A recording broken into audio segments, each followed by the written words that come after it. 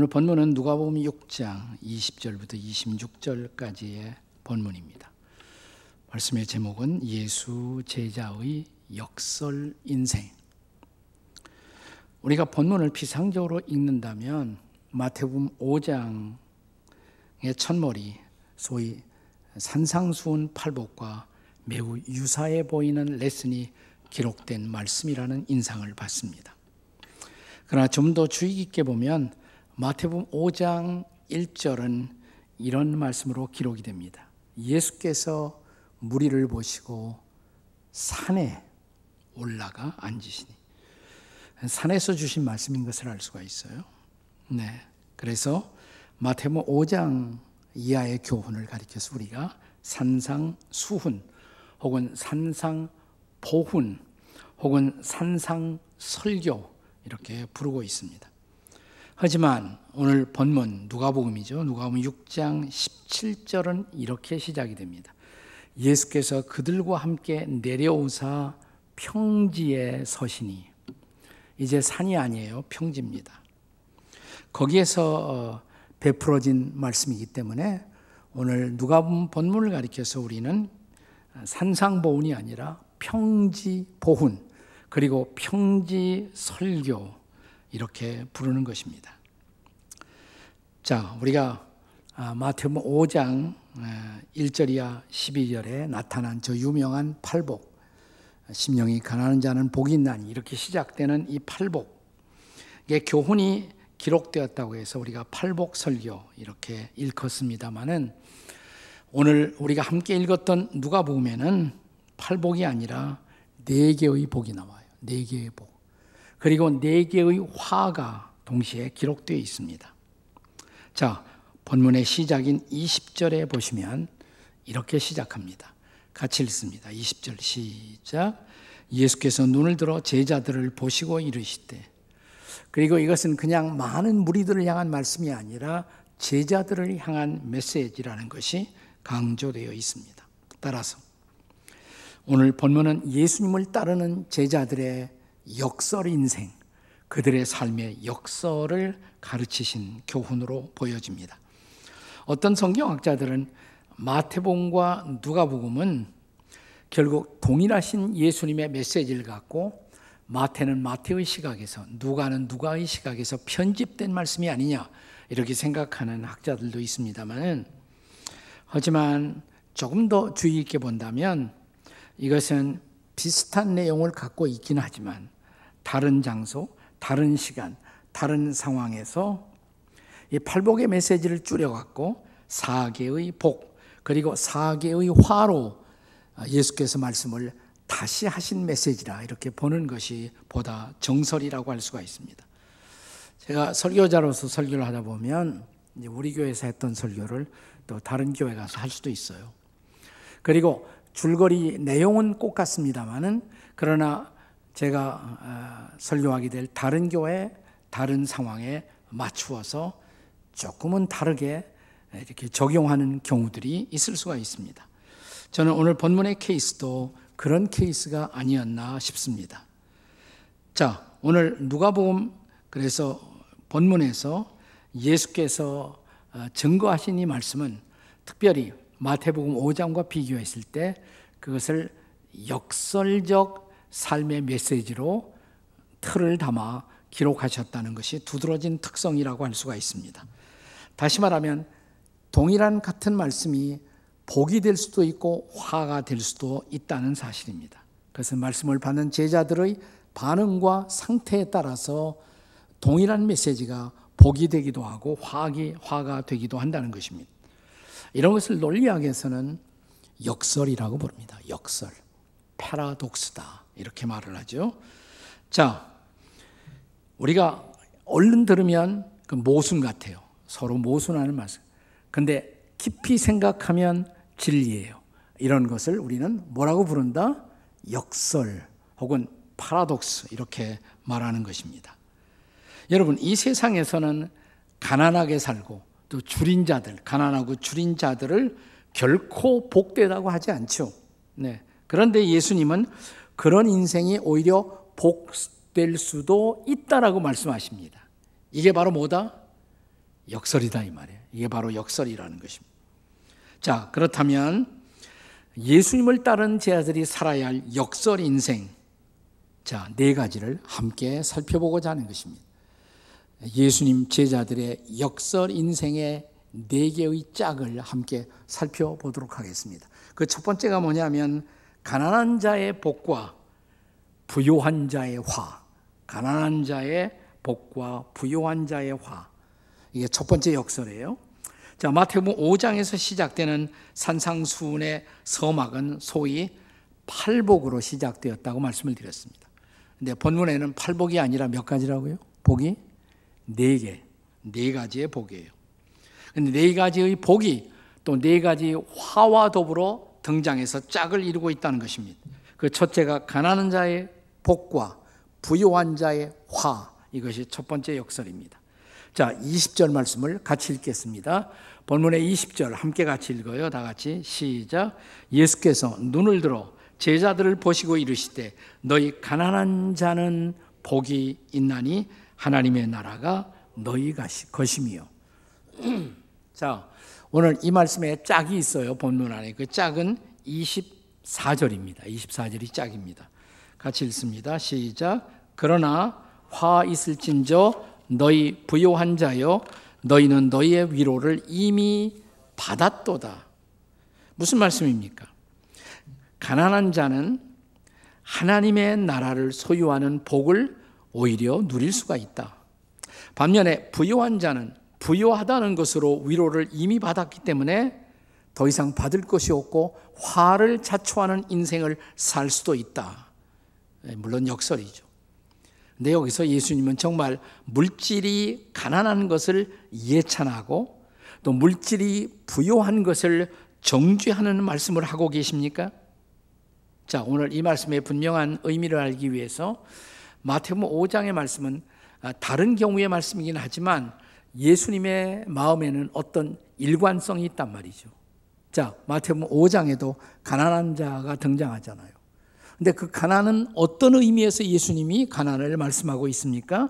마태복음 5장 3절을 같이 읽습니다. 잘 아는 말씀이에요. 다 같이 시작. 심령이 가난한 자는 복이 있나니 천국이 그들의 것이며. 그러니까 예수님이 강조하신 가난은 여기서 물질의 가난이 아니에요. 무슨 가난이에요?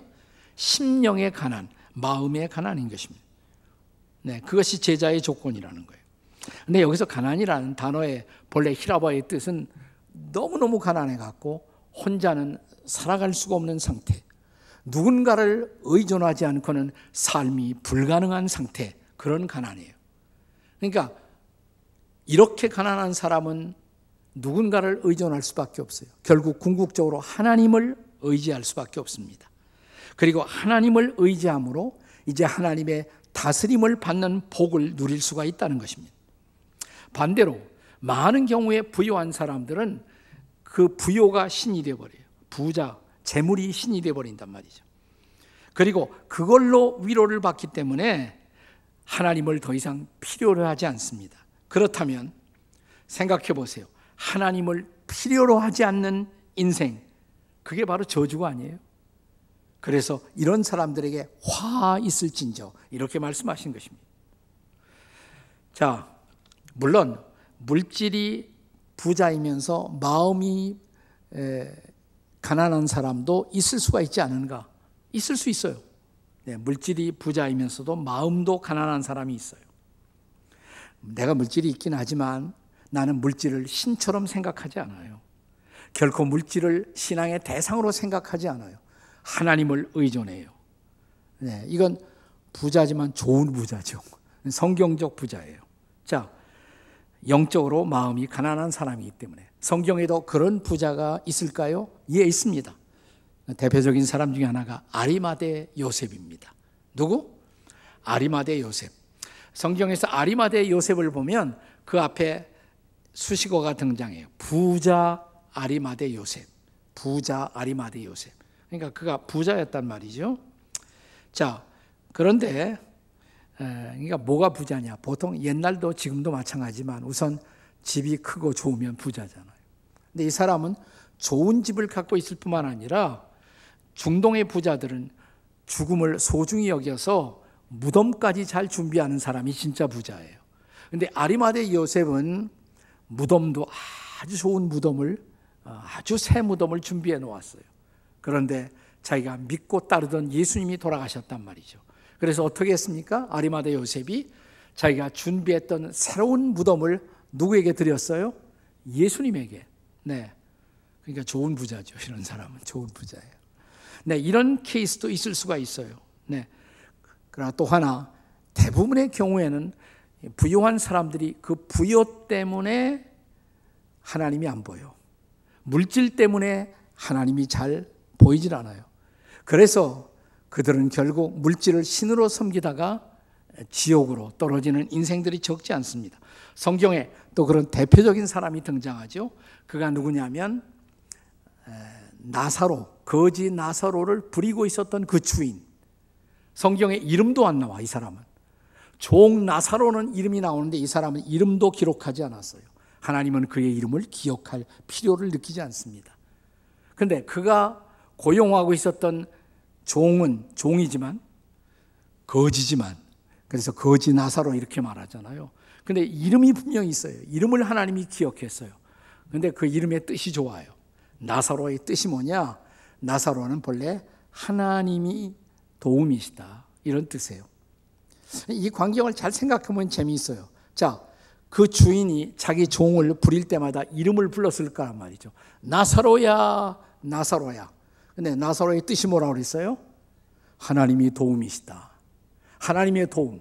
그러니까 나사로의 이름을 부를 때마다 하나님의 도움아, 이렇게 자기 종의 이름을 부르면서도 그는 하나님이 자기의 도움이라고 생각하지 않은 거예요. 너 같은 거지에게는 하나님이 필요할지 모르지만 나 같은 사람에게는 하나님이 필요 없다는 생각이었단 말이에요. 근데 결국 지옥에 떨어졌잖아요.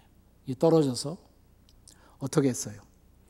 아브라함을 향해서 요청을 하죠. 그 이 뜨거운 이곳에서 내가 좀 살 맛을 느낄 수 있도록 물을 한 마리로 찍어서 내 혀에 서늘케 하소서. 이런 비극의 사건을 성경은 기록합니다. 자, 진짜 부자는 뭐냐? 진짜 부자는 마음이 겸손한 사람이 진짜 부자예요. 마음이 겸손한 사람. 그리고 하나님을 의지할 줄 아는 사람. 이게 진짜 심령이 가난한 사람. 하나님은 이런 사람들에게 복 있을진저, 복이 있도다. 그러나 물질 때문에, 물질이 조금 있다고 해서 하나님을 외면하고 살아가는 사람들에게 하나님은 뭐라고 말씀하십니까? 화 있을진저. 이게 첫 번째 역설이에요. 자, 오늘 본문에 등장하는 예수님의 두 번째 역설은 뭐냐? 이 두 번째는 뭐냐면 줄인 자의 복과 배부른 자의 화. 좀 비슷하지만 조금 강조점이 달라요. 자, 본문 21절 전반부를 보십시오. 같이 한번 읽겠습니다. 시작. 지금 줄인 자는 복이 있나니 너희가 배부를 것임이에요. 근데 이 말씀에 짝이 있어요. 그 짝은 어디 있느냐? 25절 말씀이에요.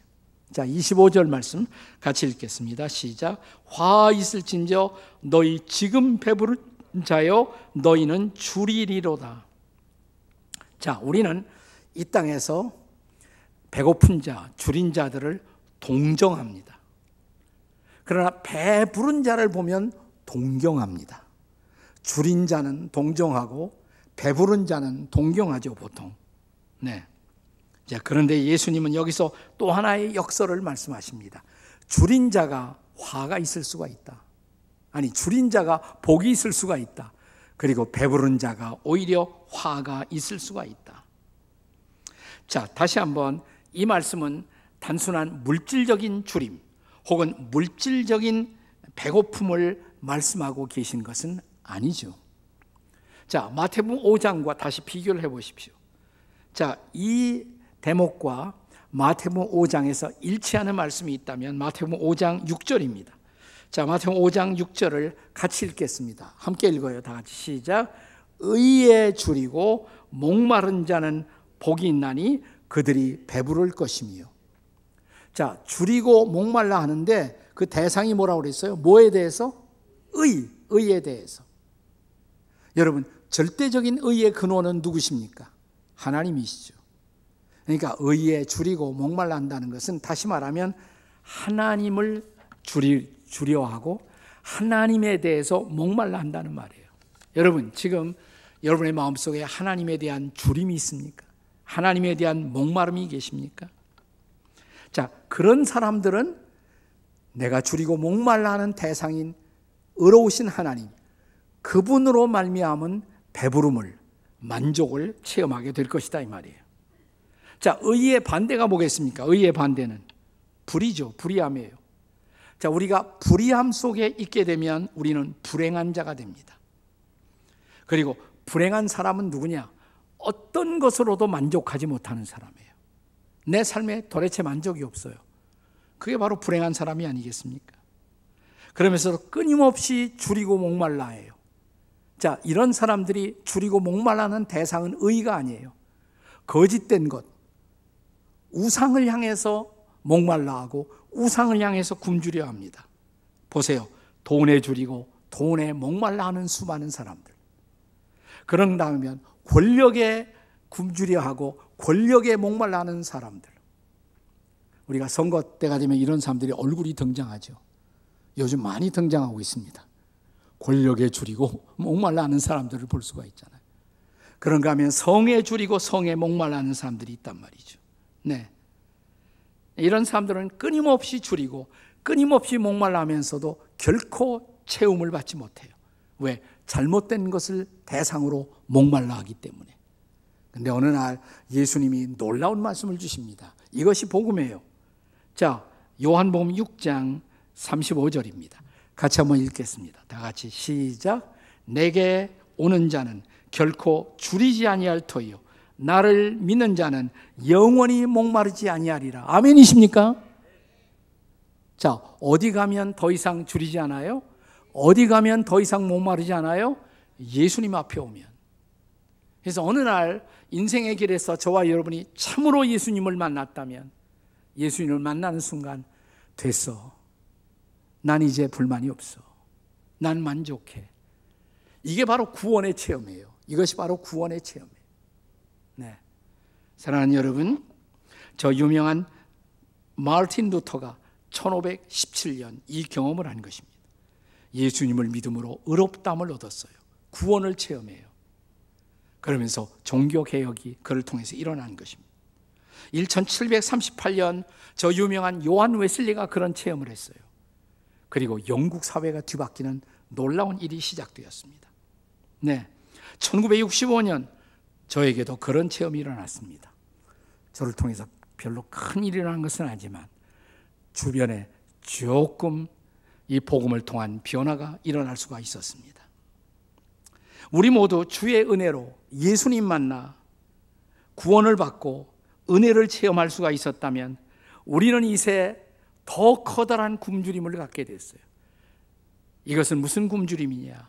하나님의 사랑에 대한 굶주림, 하나님의 거룩함에 대한 굶주림, 하나님의 영광에 대한 굶주림.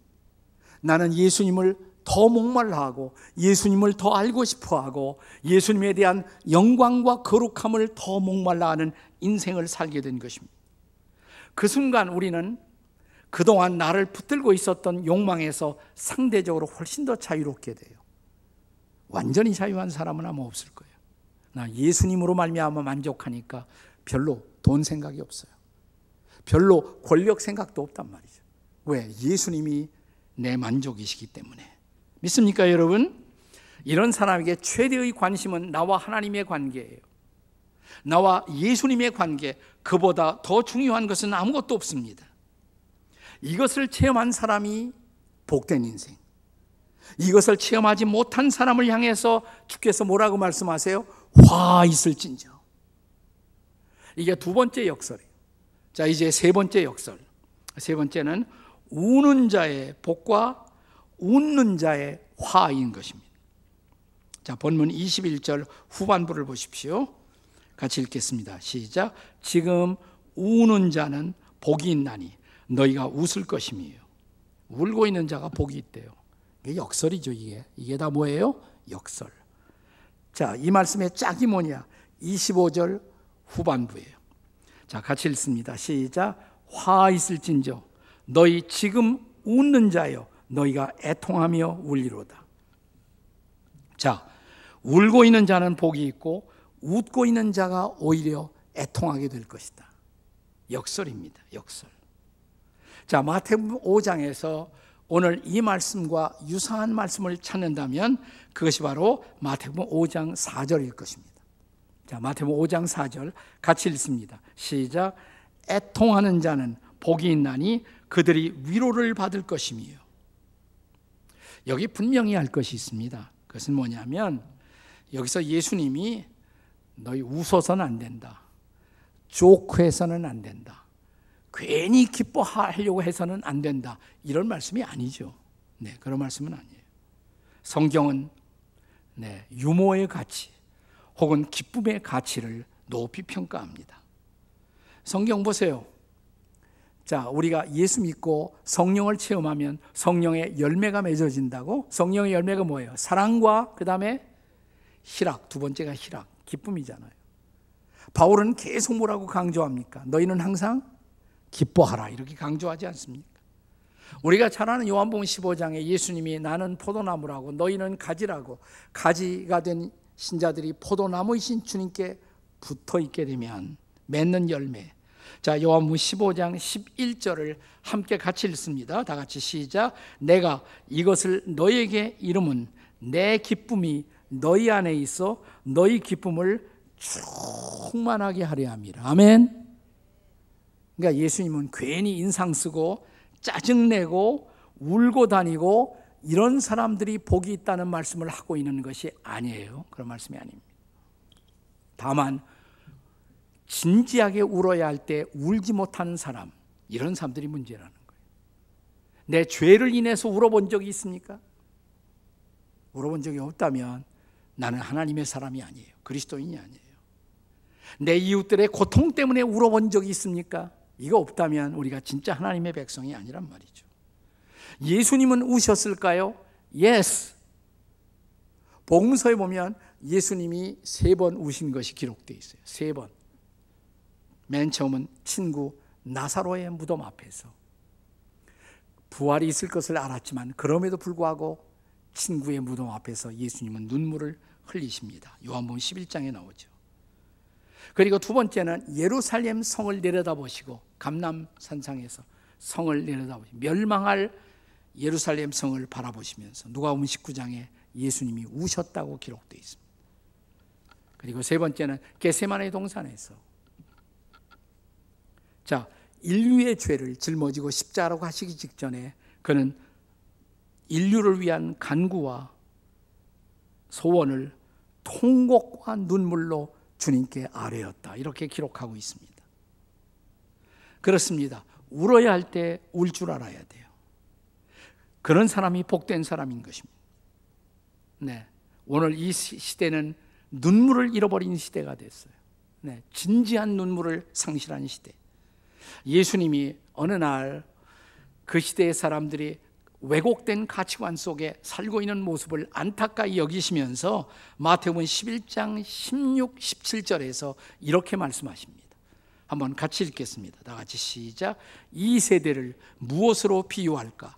비유하건대 아이들이 장터에 앉아 제 동물을 불러 이르되 우리가 너희를 향하여 피리를 불어도 춤추지도 않고 또 우리가 슬피 울어도 너희가 가슴을 치지 못한다.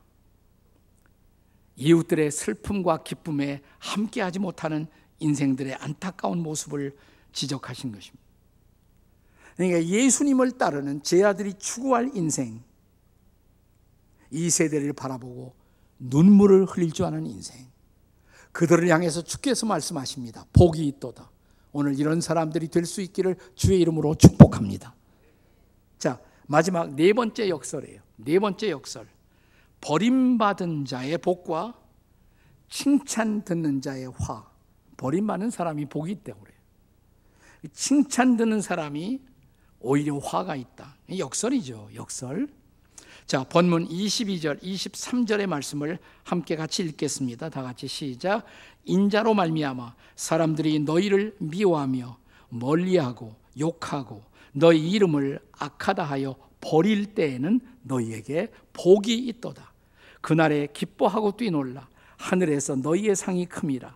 그들의 조상들이 선지자들에게 이와 같이 하였느니라. 자, 이 말씀에 짝이 있어요. 그 짝이 26절입니다. 26절 같이 읽겠습니다. 시작. 모든 사람이 너희를 칭찬하면 화가 있도다. 그들의 조상들이 거짓 선지자들에게 이같이 하였느니라. 그러니까 칭찬만을 구하는 인생, 박수만을 쫓아다니는 인생, 예수님은 그것이 구약의 거짓 선지자들의 모습이다 이렇게 지적하십니다. 반면에 때로는 욕도 먹을 줄 아는 인생, 근데 욕을 먹는 이유가 중요해요. 나를 인하여. 내가 누구예요? 예수님 때문에. 예수님 때문에 욕도 먹고, 예수님 때문에 핍박도 받고, 예수님 때문에 박해도 받을 줄 아는 사람, 그들에게 복이 있다, 하늘에서 상이 크다, 이렇게 말씀하시는 것입니다. 자, 마태복음 5장에서 이것이 짝을 이루는 말씀이 마태복음 5장 10절 11절이죠. 팔복 중에 마지막 팔복입니다. 같이 읽겠습니다. 시작. 의를 위하여 박해를 받은 자는 복이 있나니 천국이 그들의 것이며 나로 말미암아 너희를 욕하고 박해하고 거짓으로 너희를 거스려 모든 악한 말을 할 때에는 너희에게 복이 있나니. 아멘이십니까? 예수님 때문에 핍박 좀 받아보셨어요? 요즘 신문에 날마다 미얀마 기사가 뜨고 있잖아요. 여러분, 그 뉴스 기사가 뜰 때마다 미얀마 사람들 위해서 기도하세요. 특별히 미얀마는 불교 국가이긴 하지만 교단적으로 프로테스탄트 개신교 신자의 80%가 다 침례교 신자들입니다. 왜냐하면 아도니람 저드슨이 거기 들어가서 최초의 선교를 했거든요. 그들이 지금 이 정부군 항거하는 일에 앞장서 있어요. 많은 크리스찬들이 지금 박해를 받고 있습니다. 핍박을 받고 있습니다. 뉴스가 나올 때마다 잠깐 기도하세요. 핍박받는, 박해받는 미얀마의 그리스도인들을 하나님이 좀 보호해달라고.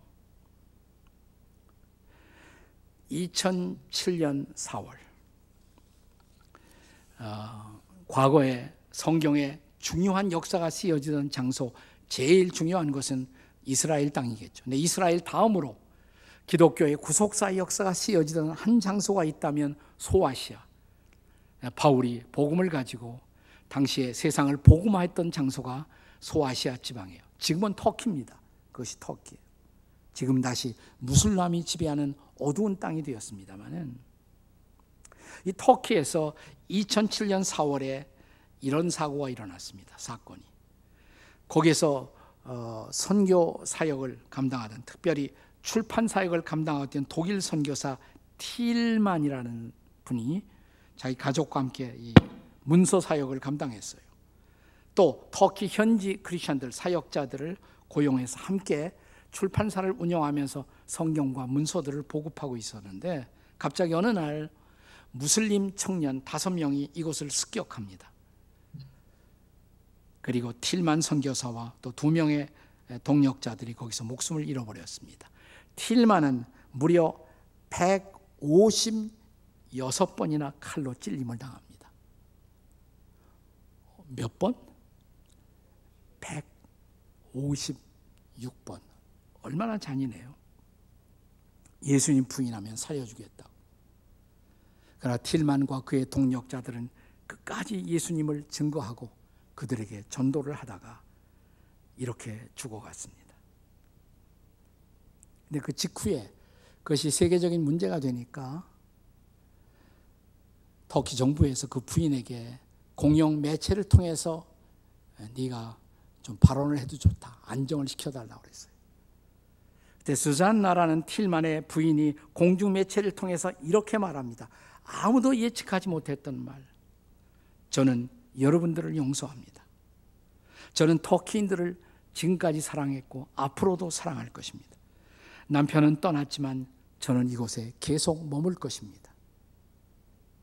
내 남편의 목숨을 가져간 그들은 그들이 무엇을 하는지 모르고 그 일을 했을 것입니다. 나는 그리스도의 이름으로 그들을 용서합니다. 얼마나 충격이었겠어요. 얼마나. 그 다음 날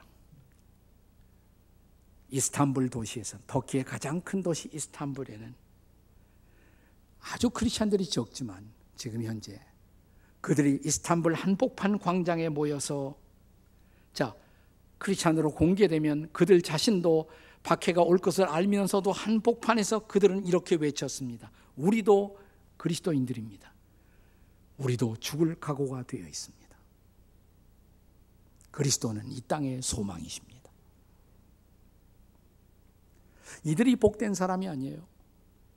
정말 복된 사람이 아닙니까? 하늘에서 이런 사람들에게 상급이 크지 않겠습니까? 그런데요, 그 땅 터키에 2019년 터키 동부 지역에서 시리아 난민 사역을 감당하고 있던 한국인 선교사 41세 된 김진욱 선교사가 다시 무슬림 청년들의 공격을 받고 목숨을 잃어버렸습니다. 근데 그 다음 날 터키에서 일하는 모든 한국인 목회자 선교사 협의회에서는 이런 메시지를 발표합니다. 우리는 이 땅에서 난민 선교와 터키 사랑하는 여러분들을 향한 선교를 계속할 것입니다.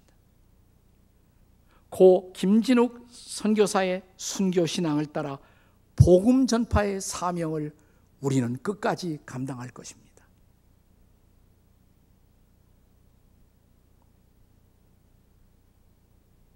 하나님이 이들에게 상급을 주시지 않으면 누구에게 주겠습니까?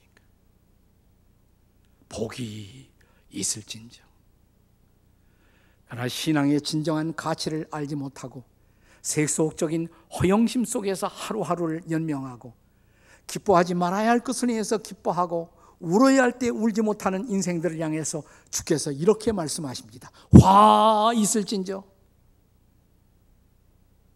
우리는 진짜 주님이 축복할 축복의 대상으로 오늘 하루하루 남은 인생을 살고 있는 사람들일까요?